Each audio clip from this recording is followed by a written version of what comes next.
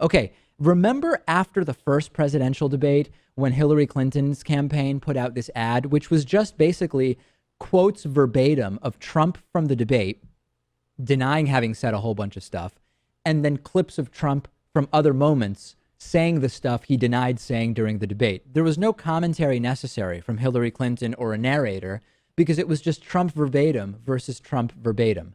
We now have a similar fascinating ad in response to the vice presidential debate. There was a similar dynamic in the vice presidential debate where Mike Pence, when presented by Tim Kaine with all sorts of just insane, crazy nonsense that Donald Trump had said over the last several months, Mike Pence opted not to defend the comments because, of course, they're completely indefensible, but rather to deny that most of them were ever things that Donald Trump said. Just like after the first presidential debate, the Hillary Clinton campaign has put together an ad which requires no commentary at all. It is just Pence verbatim denying that Trump said things, and then audio and video of Trump saying those exact things. I will play a little bit of it for you right now.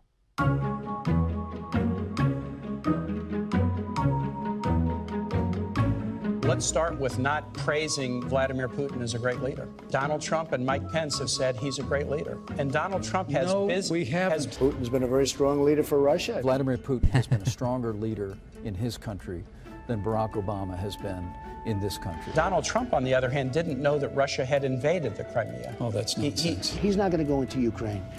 All right, you can mark it down, you can put it down, you can take it anywhere you want. He's already there, isn't he? Donald Trump has said it. Deportation force.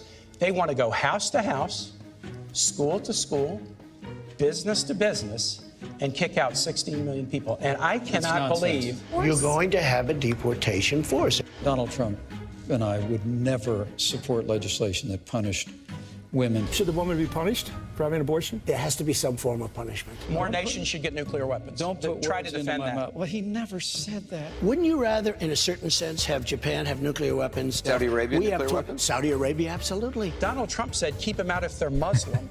Mike Pence put a program in place to keep... Total and complete shutdown of Muslims. He is asking everybody to vote for somebody that he cannot defend.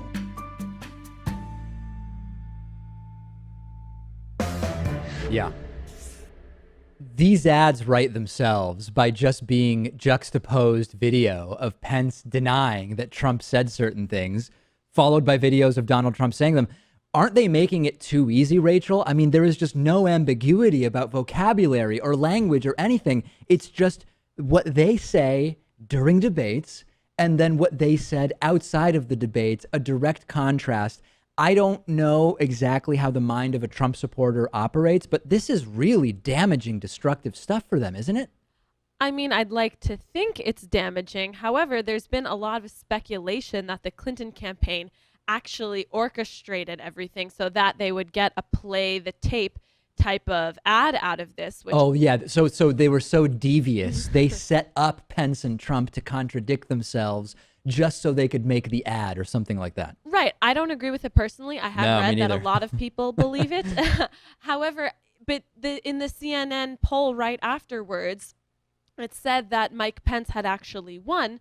So even by making this, do they really think it's effectively going to change anything? Well, I think you're referring to the Instapoll, right? Because then there was a CNN focus group where they thought that some people thought Pence won, but some people thought Kaine won. I mean, I try not to put too much stock into those and just wait for the actual national polling. But yeah, I mean, on optics, there were many people who felt that Mike Pence did well.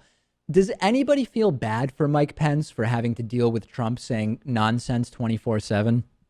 And then having to do this horrific damage control? I personally don't. Some people are emailing me saying, I kind of feel bad for Pence. I don't feel bad for the guy who wants funerals for miscarried fetuses as a matter of law in Indiana and chooses to be Donald Trump's running mate. He chose to be in this position, Rachel. I say he's got now it's his responsibility to figure out what on earth to do.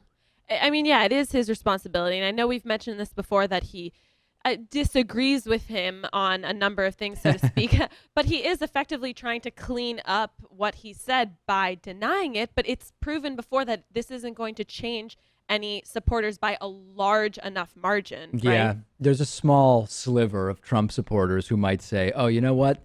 This is absolutely insane. But really, if it's October, if it's mid-October almost, and you're still weighing your options, I don't know that just some inaccuracies from Pence are going to sway your vote. A very, very disturbing and disappointing that the obvious lies, constant lies, aren't having a bigger impact. It really says a lot about Trump supporters more than anything else. Politicians will lie to the extent that they can get away with it. And with the average Trump supporter, clearly they can get away with it. I've talked about how people of all ages, but particularly millennials, are owning cars less and participating more in the sharing economy. And one of the more popular options is Zipcar, which gets you a car when you want it, when you need it. They offer all sorts of cars, SUVs, hybrids, whatever you need.